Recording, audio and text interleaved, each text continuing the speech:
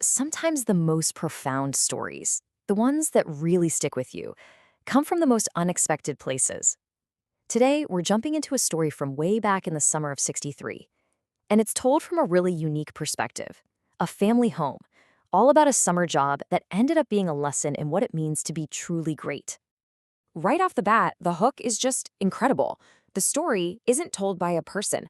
It's told by the house itself at 2119 30th Street. How cool is that?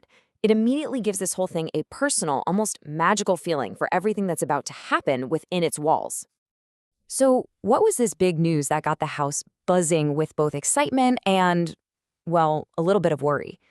It all kicked off with a summer job offer that was, let's just say, not your typical gig for a college kid. That's right. Randy, this studious 19-year-old getting ready for his junior year of college, suddenly gets a job working for the San Diego Chargers. But this wasn't some cushy office job. Nope. He was going to be a camp boy at Rough Acres Ranch, this super remote training camp like 50 miles from home, a place designed to be tough. And the news landed exactly how you'd expect with his parents. You had the classic split. His mom, Betty, was instantly worried. Where are you going to sleep? Will you be safe out there? But his dad, Fred, he saw the upside. Yeah, the money was good, but more than that, he saw it as a real-world lesson in what it means to work hard. So Randy heads off into the desert, probably with visions of tossing a football around with his heroes.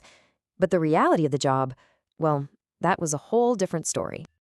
Yeah, that disconnect between expectation and reality, it hit him like a ton of bricks. The dream of being on the sidelines, helping out at practice, that got replaced real quick with the grind of janitorial work. We're talking sweeping floors, making beds, and cleaning toilets. Not exactly the glamorous life of pro sports. In fact, the work was so brutal that the friend who got him the job in the first place, he quit after just 3 days. But Randy stayed. And that one decision, right there, it tells you everything you need to know about his character. He was there to work, no matter how tough it got. So what was life actually like out there? It was rugged. There were zero distractions. For fun, the players would hunt lizards and rattlesnakes, pull pranks on each other, and just sit around talking at night. Randy even came home with a rattlesnake skin as a trophy. That's a true badge of honor from a summer spent in the middle of nowhere. I want you to just picture this for a second. You've got this 120-pound college kid living among some of the biggest, toughest athletes on the entire planet. And it's in this world of giants that he ends up finding a real mentor. And let me tell you, the hierarchy at this camp was crystal clear. Just take this command from Ernie Ladd, a literal giant of a man at 6'9", 315 pounds. When he tells you to make his bed, you make his bed, no questions asked. The players were basically royalty, and the camp boys were there to serve.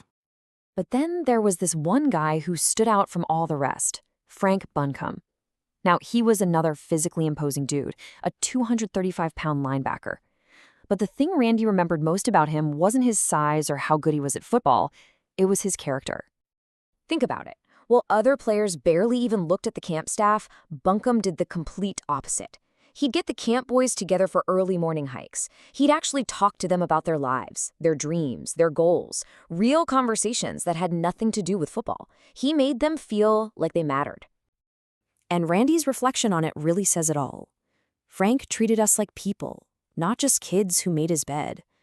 In a place where he was basically defined by this menial job, that small act of respect, of seeing him as a person, it meant the world.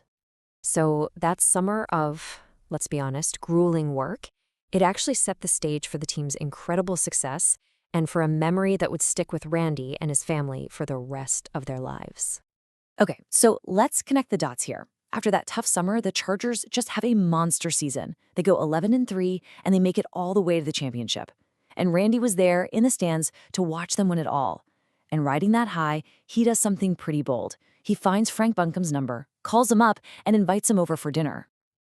And we're not talking about a close game here. It was an absolute blowout, 51-10. Can you imagine?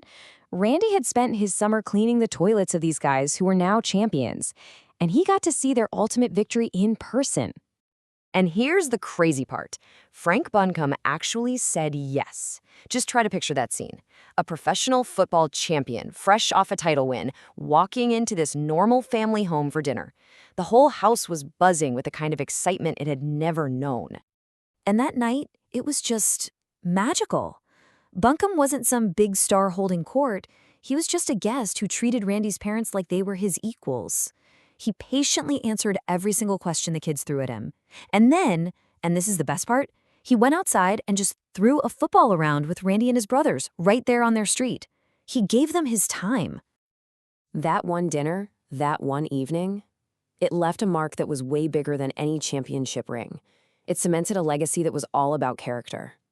But the story takes a really tragic turn. Just a few years later, in 1969, Frank Buncombe died suddenly from a heart attack. He was still in his late 20s. It was just a devastating loss of a truly remarkable man. What he left behind, though, was this incredible example of what true greatness really is. It's so much more than just being good at your job. It's that rare combination of elite skill, dedication, and genuine humility and kindness. And this really gets to the heart of it all. The lesson from that summer was profound. Frank Buncombe proved that your true measure as a person isn't found in trophies, but in how you treat the people who can do absolutely nothing for you. He didn't have to be kind to the kid making his bed, but he was, because that's just who he was.